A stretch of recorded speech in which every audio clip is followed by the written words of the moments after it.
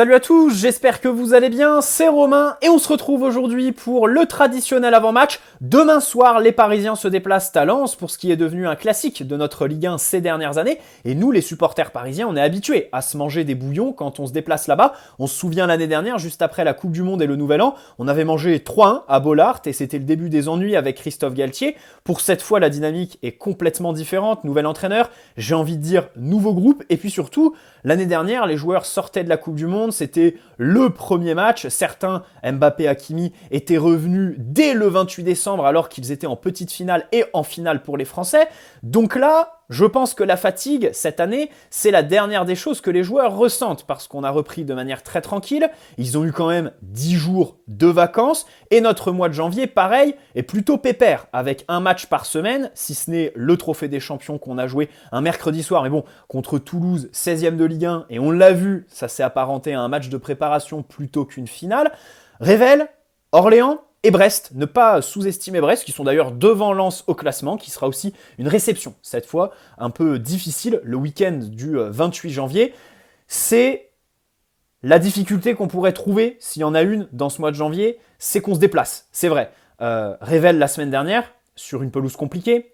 Demain, à Lens, on sait que dans cette confrontation, c'est un facteur important, j'ai insisté dessus en intro.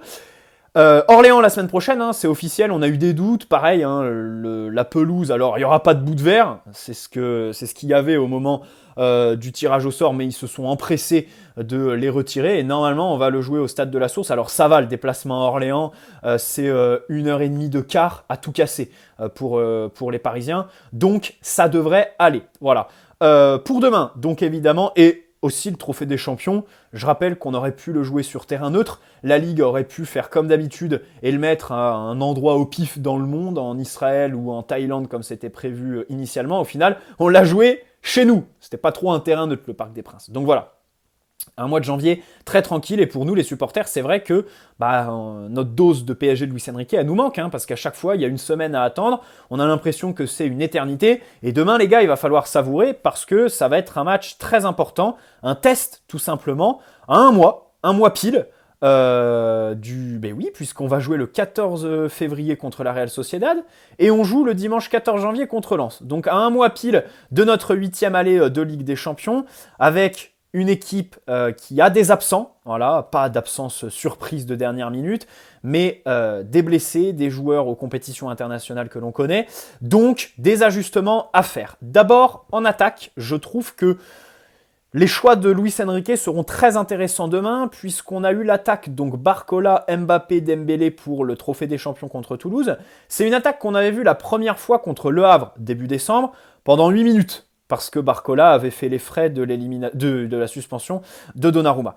Ensuite, contre Nantes et Dortmund, tu avais Dembélé absent, mais contre Lille, il avait remis ce même trio. Metz, Dembélé est blessé, et contre Toulouse, autre gros match, les trois sont réalignés. Donc demain, on va voir s'il va les mettre.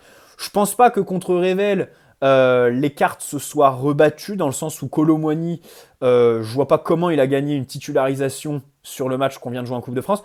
Peut-être Gonzalo Ramos ou Marco Asensio, mais perso demain j'ai quand même envie de voir les trois, hein, Dembélé, Mbappé, Barcola, qui sont assez complémentaires, hein, notamment Mbappé dans le rôle de numéro 2. Alors sur le match contre Lille, c'était pas très intéressant ce qu'on avait vu des trois, hein, c'était assez décevant. Par contre à Toulouse, notamment en première mi-temps, j'ai beaucoup apprécié. Luis Enrique a dit que c'était, je crois, la meilleure mi-temps de son mandat au club. C'est pas rien. Et c'est vrai qu'on a eu une variété assez rare. Des deux côtés, on était très dangereux. Alors vous me direz, demain, les deux joueurs, Lee Kang-in et Hakimi, qui étaient associés aux ailiers ce mercredi du Trophée des Champions il y a 15 jours, ne sont pas là.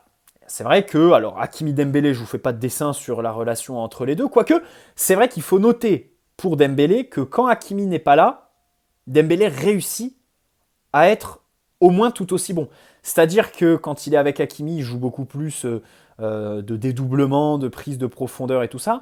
Quand Hakimi n'est pas là, il va plus provoquer en un contre un, faire des grandes courses, partir arrêter, éliminer un joueur.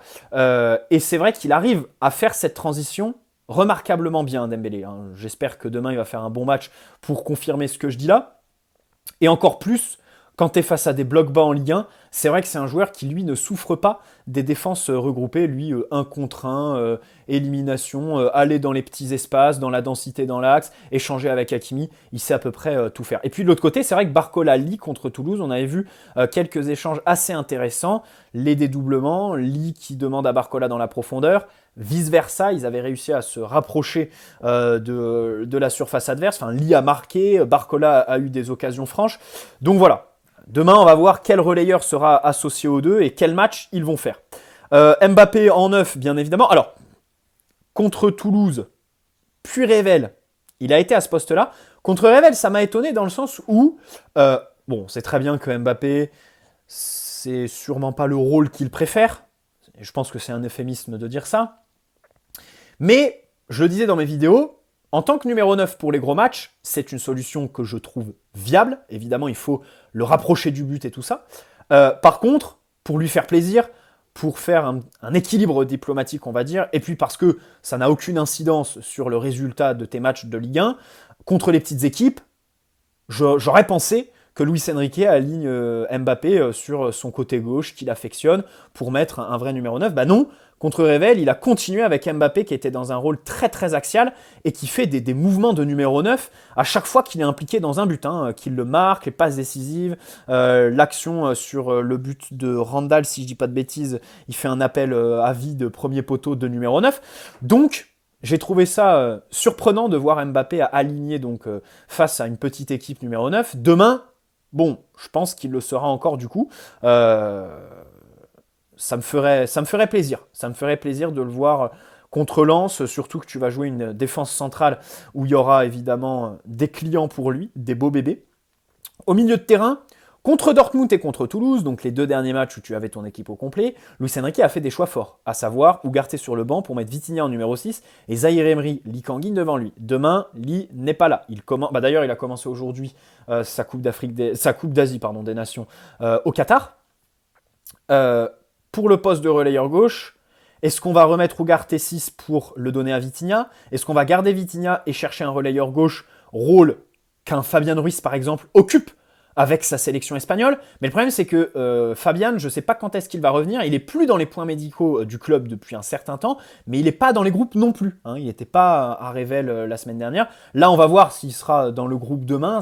S'il l'est, ça m'étonnerait qu'il soit titulaire parce qu'il n'a quand même pas de rythme, il n'a pas joué depuis le 3 décembre. Ça m'étonnerait quand même, on va voir si Ugarte va retrouver son rôle de pointe basse, je le pense. Au poste d'arrière droit, pareil, très intéressant de se demander si on va retrouver Mukiele, qui avait été préféré à Carlos Soler dans ce rôle hybride de latéral milieu la semaine dernière contre Revel, même si la semaine dernière, il y avait un autre facteur, c'est l'absence de Dembélé. Et du coup, en fait, il a mis Mukiele, latéral droit, avec un rôle très large. Il demandait à Mukiele quelque chose de différent du rôle qui est demandé à Hakimi, à Carlos Soler ou à Rennes Emery en temps normal. C'est-à-dire que Mukiele contre Revel n'avait pas Dembélé devant lui, donc c'était à lui de fixer la ligne, écarter le bloc adverse et faire les débordements, les centres et tout ça. Alors que d'habitude, il demande au latéral droit de rentrer un peu plus dans l'axe. Donc demain, sachant que Dembélé sera là pour faire ce que Nordi a fait le week-end dernier,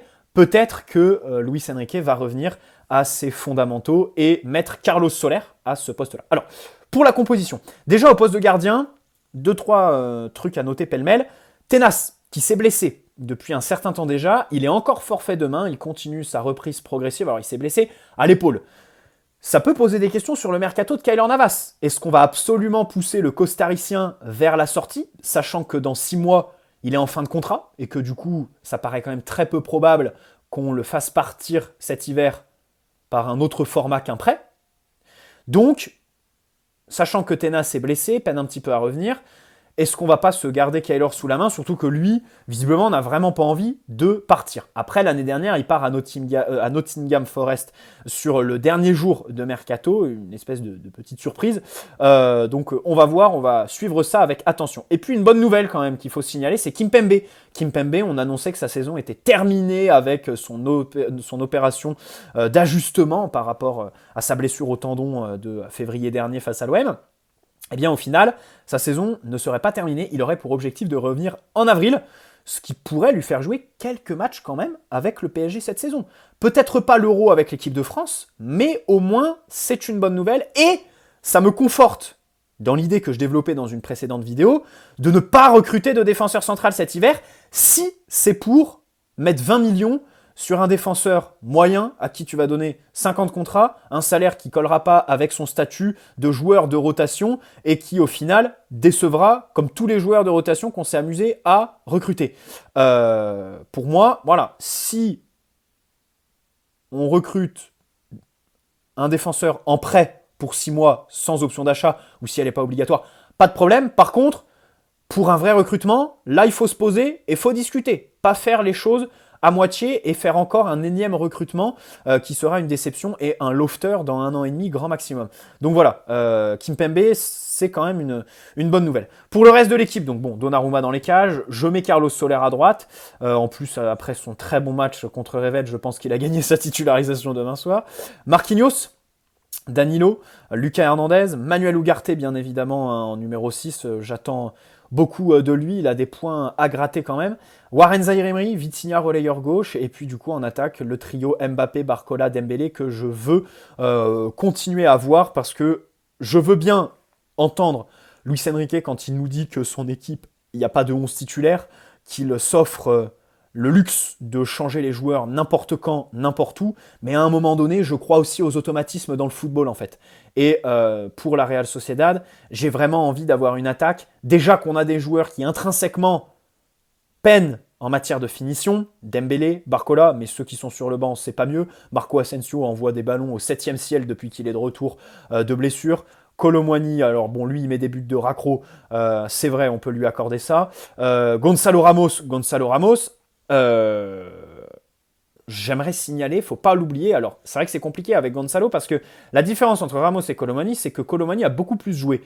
Donc, on aurait tendance à penser que Gonzalo serait meilleur que Kolo parce qu'on a beaucoup plus vu les défauts de Kolo Muani. Mais moi, je rappelle que Ramos, s'il est aux oubliettes sur la fin d'année 2023, c'est aussi parce qu'en septembre-octobre, quand il jouait, à chaque fois, il loupait des occasions qui étaient grotesques. Hein, rappelez-vous, contre Dortmund, entrée, il loupe une occasion dingue. Alors bon, je crois qu'il y a un hors-jeu sur l'occasion. Contre Clermont, pareil, il y a une occasion de malade. Au final, ça fait 0-0. Il a une occasion de dingue qui finit à côté. Contre Marseille, contre Marseille, il met un doublé, donc on va pas lui en tenir rigueur s'il en loupe d'autres. Mais voilà, il y a d'autres matchs où il a fait des gros loupés, Ramos. Des gros loupés. Et à chaque fois, le dénominateur commun, c'est le contrôle.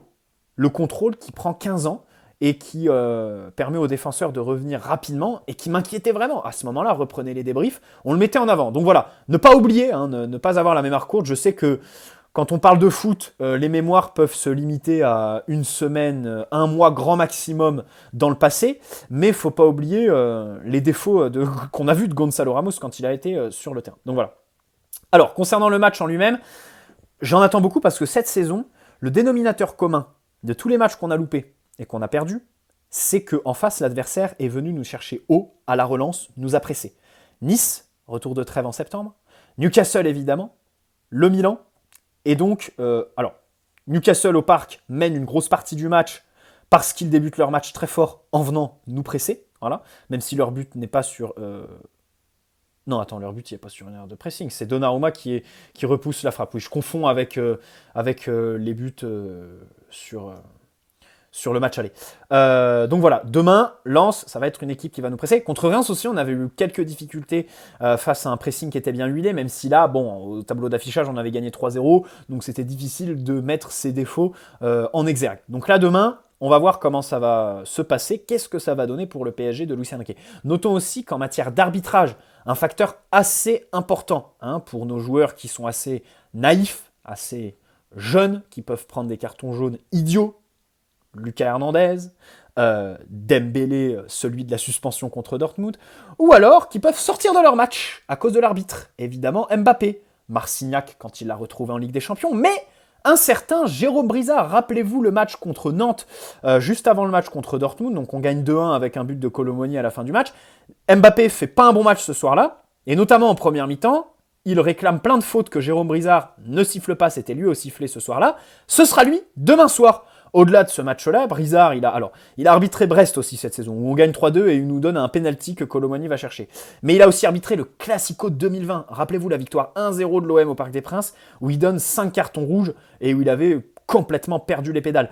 Et c'est aussi l'arbitre du carton jaune de Neymar pour avoir fait un dribble. Rappelez-vous, Montpellier, en 2020, avec le maillot noir et Neymar qui avait ses cheveux roses quand il tente un sombrero à côté de la ligne de touche, et que Brizard lui met un carton jaune, personne comprend. Voilà. Bon, après, il s'était embrouillé à d'autres occasions avec nos dirigeants dans les couloirs des stades et tout ça. Bref, un vrai cow-boy. Un vrai cow-boy. Donc ça, c'est quelque chose à prendre en compte pour le match de demain. Ensuite, passons pêle-mêle à ce que je voulais un peu dire sur cette semaine. Bon, déjà, Nasser, ses déclarations où il nous dit qu'il veut plus de stars, alors qu'il fait tout pour prolonger Mbappé, la star numéro 1 du football mondial actuel, alors que cet été, il a fait un nombre incalculable d'allers-retours à Londres pour négocier avec son pote Daniel Levy la venue d'Harry Kane, qui évidemment est une star.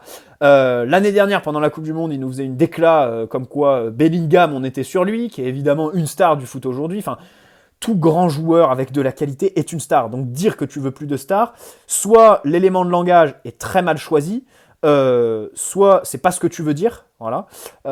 Et dans ce cas-là, il faut choisir d'autres mots, voilà. Mais dans tous les cas, bon, encore une fois, quelque chose qui m'a bien fait rire. Par contre, important, le stade. Le stade, alors Nasser, il a mis la pression sur la mairie en disant qu'il ne voulait pas vendre parce que c'est des Arabes qui sont propriétaires du PSG et qu'il laisse 3 mois à la mairie avant de lancer un des 3 projets qu'on développe depuis longtemps déjà, des projets de stade à 70 000 places. Bon, cette espèce d'ultimatum, j'y crois pas vraiment. Dans le sens où je pense qu'en fait, la première chose à comprendre dans ce dossier, et on va y revenir en conclusion, c'est que ça fait plus d'1 an que ça dure. Ça commence à devenir chiant d'écouter à chaque fois les Béliard, les Grégoire qui vont sur Sud Radio là, faire leurs espèces d'interviews, et puis ensuite le club qui répond dans le Parisien, qui donne des interviews, machin chouette, ça commence à devenir chiant. Mais si les négociations, enfin si on peut appeler ça des négociations, justement, c'est peut-être aussi parce que les négociations n'ont pas commencé qu'on peut se dire qu'en fait, tout ça aujourd'hui n'est qu'une guerre de com et qu'en réalité, on va revenir aux bases et que le PSG restera au parc, que la mairie obtiendra gain de cause. Moi, je le vois un petit peu comme ça. Hein. Les négociations durent quand même beaucoup. Hein. Je pense que les Qataris ne sont pas réputés pour être les plus patients du monde. Hein. C'est-à-dire que tu leur dis non, ils s'en foutent. Ils vont aller voir quelqu'un d'autre. Ça va signer un chèque avec un 0 en plus, et terminé, ils vont passer à autre chose, basta. Là, je pense qu'ils sont face à une mairie qui leur tient tête, et ils sont dans un cul-de-sac. Et je pense que ça les embête vraiment. Nasser, la direction du PSG, Arctros et tout ça, parce que la vraie priorité, et Nasser le dit d'ailleurs publiquement, c'est le parc. Alors, les autres alternatives, déjà, si je devais juger, bon, déjà, les hippodromes de Saint-Cloud et Longchamp, c'est la propriété de la ville de Paris, donc le problème est le même qu'avec le Parc des Princes, donc on exit. Il y a Montigny-le-Bretonneux, une ville du 78, les gars. Alors, pour y habiter, enfin, pas à Montigny, mais dans le 78, c'est très mal desservi en fait. Alors il y a le maire qui a fait plein de déclarations parce qu'évidemment lui il veut accueillir le stade, mais les gars c'est impossible que le club aille dans des bleds comme ça. Enfin, surtout qu'en plus on nous dit que le club veut autour du stade créer un quartier où il y aurait un musée autour de l'histoire du PSG, des boutiques pour qu'en fait l'expérience ne se réduise pas au match. Que les gens restent 1 heure avant, 1 heure après le match. Mais le problème, c'est que quand tu vas à Montigny, déjà, les gars, sur un match à 21h, les gens qui finissent de taffer en Ile-de-France à 17-18h, à 21h, ils sont pas à Montigny-le-Bretonneux, les gars. Enfin, les gens ne pourront plus aller voir les matchs. Donc, c'est clairement impossible. Il y a Poissy, mais ça, c'est pareil. J'habite juste à côté de Poissy. Voilà, j'habite vraiment juste à côté. Et le problème, c'est alors oui, il y a le RER A. C'est un terminus du RER A. Bon, ça, c'est vrai que c'est peut-être un atout. Mais de l'autre côté, les derniers trains, c'est minuit et demi. Voilà. Grand maximum. Donc, qu'est-ce que tu fais si tu veux que les gens restent après le match ? Et aussi les taxis. Hein, on rappelle qu'au parc, il n'y a pas que ceux qui prennent les transports en commun, les touristes et tout ça, ils commandent des Uber. Le problème, c'est que dans le 78, les Uber, ils veulent pas de nous. Hein. Moi, les gars, quand je sors dans Paris et que je veux prendre un Uber pour rentrer chez moi parce que j'ai dépassé l'heure du dernier train, c'est une galère. J'attends 15 minutes pour que quelqu'un accepte la course parce que, évidemment, ils viennent ici. Et après, ils n'ont plus aucun client. Ils repartent à vide, en fait. Donc, ils n'ont aucun intérêt, les taxis. Et bon, Alors vous me direz, s'il y a un match de foot, les taxis se pointeraient, ok, mais je pense que dans tous les cas, en matière de pouvoir d'achat, déjà qu'actuellement, une course vers Paris même, c'est 60 balles, bon, je pense pas qu'il y ait une foule de taxis dingues au point de faire baisser ce prix, je pense même qu'il augmenterait sur des matchs, et donc en réalité, si tu mets plus de place au stade qu'au Parc des Princes actuel, forcément ça ferait baisser le prix des places, mais si le prix, tu te manges des répercussions à payer ton ticket de train, parce que c'est quand même 4,50 € hein, pour aller en zone 5, donc à Poissy, Saint-Germain-en-Laye, tout ça. Ou si tu dois mettre 20 balles en plus, enfin la course de taxi, c'est une singerie. Voilà, bref, c'est incompréhensible. Moi, une piste que je pourrais comprendre, c'est Ruelle 2000, Ruelle Malmaison, voilà, 92, évidemment, plus proche, ou la Défense. On nous a dit qu'il y a des bureaux qui sont inoccupés. Alors ça, c'est vrai, hein, depuis l'avènement du télétravail Covid, ça, c'est absolument vrai que dans les tours à la Défense, les gars, il y a plein de bureaux qui se vident. Il y a des entreprises qui déménagent des tours les plus hautes de la Défense pour aller dans des tours plus basses, hein, pour essayer de faire plus intimiste, et puis parce que y a trop de bureaux en fait. Donc voilà, tous ces espaces, ça va poser question. Moi, ça peut être un compromis s'il y a un stade à construire. Voilà. Le problème, encore une fois, c'est que ça dure depuis trop longtemps ces histoires avec la mairie de Paris et que j'ai la conviction profonde qu'en réalité, déjà, bon, ça c'est pas une conviction, je pense que c'est un fait, la mairie est en position de force. C'est eux qui mènent par le bout du nez la direction du PSG. On est contractuellement au parc jusqu'en 2043. C'est-à-dire que même si on part du parc, on aura l'obligation d'entretenir le Parc des Princes. Donc, ça va être compliqué. Il y a eu quelque chose qui est sorti dans la presse cette semaine, comme quoi la mairie pourrait nous proposer un nouveau contrat longue durée sur 20, 30, 40 ans. Bon, sachant que 2043, c'est quand même très loin, je suis pas sûr que proposer 20 ans en plus aux Qataris, ça les intéresse, tu vois. Je pense qu'ils auront vendu le club d'ici là. Enfin, d'ici 2050-2060, on va pas se leurrer. Hein. Enfin, à un moment donné, voilà, la plupart des propriétaires finissent par vendre leur club. Hein. C'est comme ça dans la plupart des clubs. Donc, ce serait ridicule. À voir quels engagements on a pris aussi auprès d'Arctros. Hein. Est-ce que notre nouvel investisseur américain, on leur a promis d'être propriétaire absolument de notre futur stade? Et si on doit construire un nouveau stade, les histoires de 90 000, 80 000 places, je pense pas qu'il faut aller jusque-là. 60, 65 000, c'est très bien.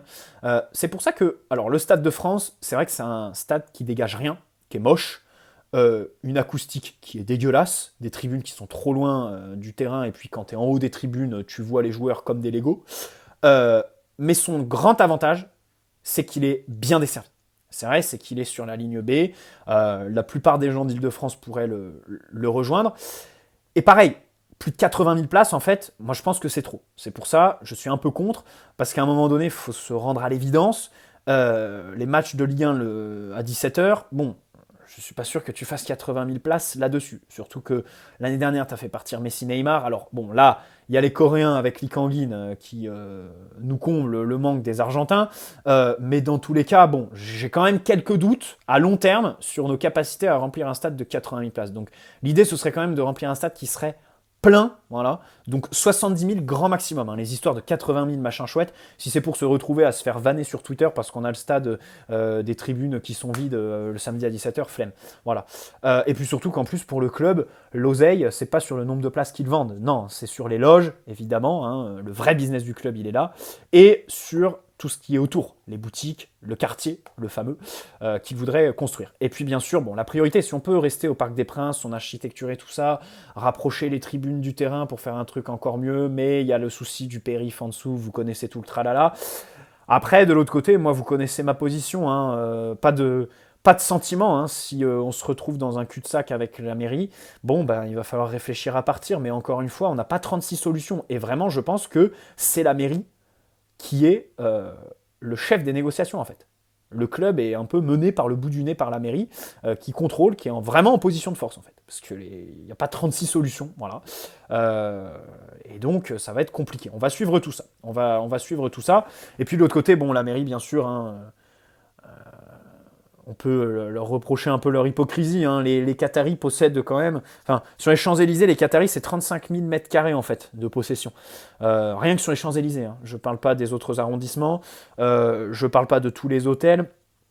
tous les biens de luxe qui sont achetés à titre personnel par les Qataris et non pas par le fonds souverain, sans parler de leurs actions dans toutes nos grandes entreprises du quotidien, Total Energy, LVMH, enfin bref, vous connaissez le tralala. Donc bon, en fait, le Parc des Princes, c'est une goutte d'eau, on va pas se mentir. Donc l'utiliser dans les médias, encore une fois, pour faire leur politique politicienne, bon, c'est encore une fois regrettable. Mais voilà, c'est comme ça, c'est la vie et il va falloir se battre jusqu'au bout. Voilà. Bon, j'avais d'autres choses à dire, mais on y reviendra dans une prochaine vidéo. On se retrouve demain pour le débrief de ce match contre Lens. J'espère que cette vidéo vous aura plu. N'hésitez pas à la liker si c'est le cas, vous abonner si ce n'est pas déjà fait. Et comme je l'ai dit, à demain. Ciao les amis, prenez soin de vous.